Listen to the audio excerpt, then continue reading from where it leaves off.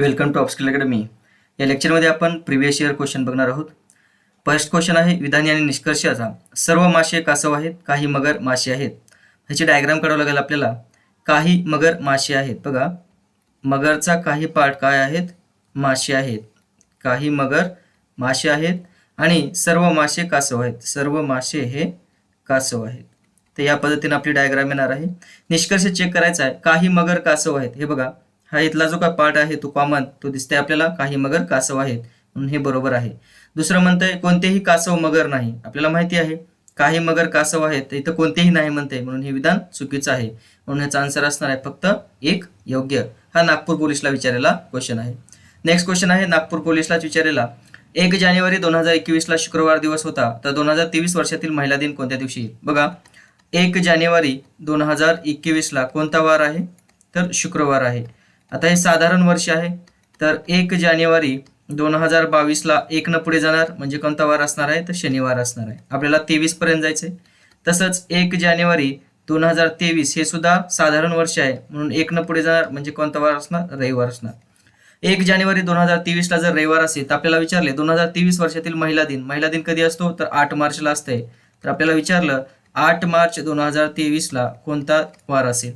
आता 1 जानेवारी 2023 जर रविवार आहे, आता जानेवारी मधले किती दिवस उरले? जानेवारी 31 असते. 1 जानेवारी झाला म्हणजे जानेवारीचे 30 दिवस उरले.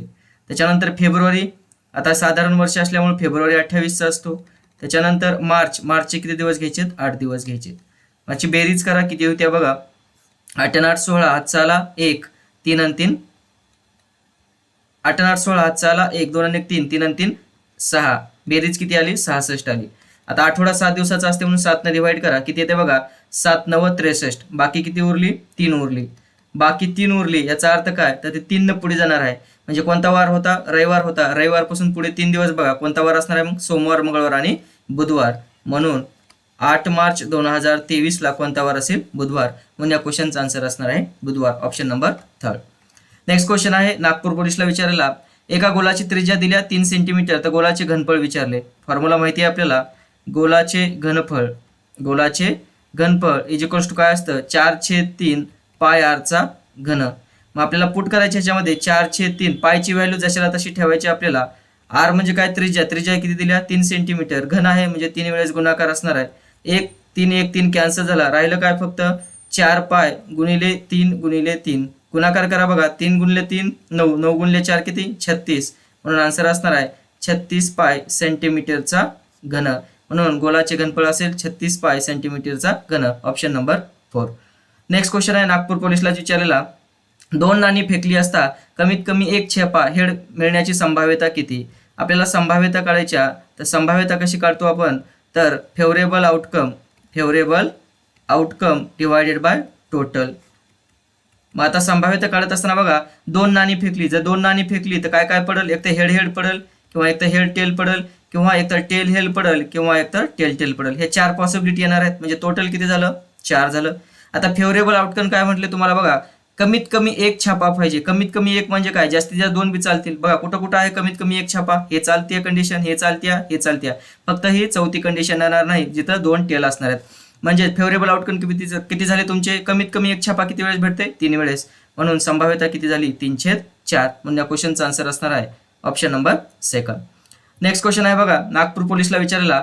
घड्याळात 10:30 वाजले असता आरशातील प्रतिमेत किती वाजले असता? एक शॉर्टकट सांगतो. आरशातील प्रतिमेत जर काढायचं असेल 12 तासाच्या आधीची वेळ असेल तर दिलेली वेळ 11:60 मधून मायनस करायची. 11:60 मधून दिलेली वेळ किती आहे? 10:30. मायनस करा, आन्सर येऊन जातं बघा. 0 0 गेले 0, 6 3 गेले 3 उरले आणि 11 10 गेले 1 उरला. म्हणजेच आरशातील प्रतिमेत किती वाजले असेल तर 1:30 वाजला असेल. म्हणून या क्वेश्चनचा आन्सर असणार आहे ऑप्शन नंबर 2. नेक्स्ट क्वेश्चन आहे नागपूर पोलीसलाच विचारलेला. 3 क्रमवार समसंख्यांची बेरीज दिल्या. बघा क्रमवार समसंख्या आहेत. आपण पहिली समसंख्या x पकडू, दुसरी क्रमवार समसंख्या x+2 पकडू आणि त्याच्या पुढली क्रमवार समसंख्या x+4. या तिघांची बेरीज दिली तुम्हाला. मग x + x+2 + x+4 किती आहे बेरीज तिघांची? 180. सॉल्व करा. x 3 वेळेस आहे किती झालं? 3x. 4 आणि 2 6 = 180. इकडे प्लस आहे, इकडे मायनस मध्ये जातील म्हणजे 3x ची व्हॅल्यू किती येईल? 180 मधून 6 गेले किती उरले? 174 उरले. x ची व्हॅल्यू किती येईल? 174 भागिले 3 म्हणजे x ची व्हॅल्यू किती येईल बघा? 3 5 15 उरले 2 झाले 24, 3 8 24 म्हणजे x ची व्हॅल्यू किती आली 58 आली.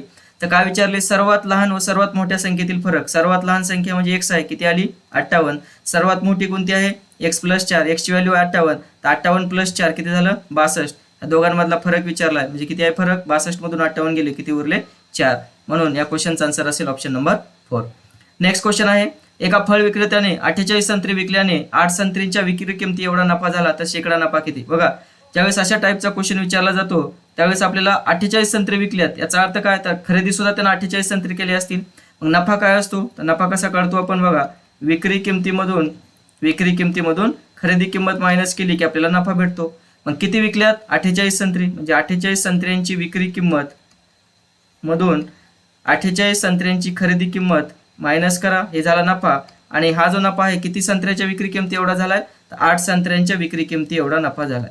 ह्याला सॉल्व्ह करू आपण बघा 48 संत्र्यांची विक्री किमतीमधून हे 8 संत्र्यांची विक्री किंमत मायनस झाली इक्वल्स टू काय हे 48 संत्र्यांची खरेदी किंमत. मग आता 48 मधून 8 गेले किती उरले 40 उरले. 40 संत्र्यांची विक्री किंमत इक्वल्स टू 48 संत्र्यांची खरेदी किंमत. ह्याला सॉल्व्ह करू बघा ही विक्री किंमत आहे वरी आणि खाली काय असणार आहे खरेदी किंमत असणार आहे. त्यांचा रेशो घेऊ आपण. मग विक्री किमतीच्या समोर किती आहे 48 आणि खरेदी किमतीच्या समोर किती आहे 40. आता 40 रुपयाची वस्तू 48 रुपयाला विकायला आहे म्हणजे किती रुपयाचा नफा झाला 8 रुपयाचा. नफा किंवा तोटा कशावर होत असतो खरेदी किमतीवर. खरेदी किंमत किती आहे 40 पर्सेंटेज काढायची म्हणून टू 100. 8 1 8 8 5 40 किती आलं बघा 5 1 5 5 2 10 म्हणजे किती टक्क्याचा नफा झाला तर 20% नफा झाला. म्हणून या क्वेश्चनचा आन्सर असेल 20%. नेक्स्ट क्वेश्चन आहे नागपूर पोलिसलाच विचारलेला 3/4 मध्ये किती मिळवावेत म्हणजे उत्तर 4/3 येईल. बघा 3/4 मध्ये माहित नाही किती मिळवायचे सपोज x मिळवलं तर त्याचा आन्सर किती येईल 4/3. हे x ची व्हॅल्यू काढायच्या बघा इकडे प्लस 3/4 इकडे याला मायनस मध्ये जातील म्हणजे x इक्वल टू काय येईल 4/3 मायनस 3/4. ह्याला जर सॉल्व्ह केलं तर ह्यांचा लसावी घ्यावा लागेल. खाल्ला लसावी किती आला 12. इथं 3 4 न मल्टिप्लाय करावं लागेल वरी पण 4 न 4 गुणले 4 16. इथं 3 न मल्टिप्लाय करावं लागेल इथंही 3 न 3 गुणले 3 9.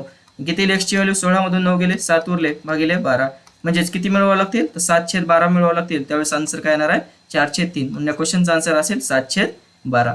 नेक्स्ट क्वेश्चन आहे नागपूर पोलिसलाच विचारलेला ए ने 2 लाख रुपये दर साल दर शेकडा 12% दराने 5 वर्ष मुदतीसाठी व्याजाने घेतले तर ए ला एकूण किती सरळ व्याज भेटले. सरळ साधं सिंपल आहे. सरळ व्याज दरवर्षी सारखं असते आणि व्याजाचा दर किती आहे 12%. मग एका वर्षाला जर 12% व्याज असेल तर 5 वर्षाला व्याज किती भेटेल 12 गुणले 5 म्हणजे 60%. कुणाचे 60% जेवढी रक्कम घेतली होती किती घेतली होती 2 लाख रुपये तर त्या 2 लाखाचे 60% काढा आन्सर येऊन जातं 2 2 4 आणि 5 60%. टक्के म्हणजे काय डिवायडेड बाय 100. हे 2 शून्य कटले हे 2 शून्य कटले आन्सर किती आलं बघा 2000 गुणिले 60 किती येईल 1 2 3 4 आणि 6 2 12 म्हणजे सरळ व्याज किती भेटणार आहे तर 1,20,000 रुपये. म्हणून या क्वेश्चनचा आन्सर असेल 1,20,000.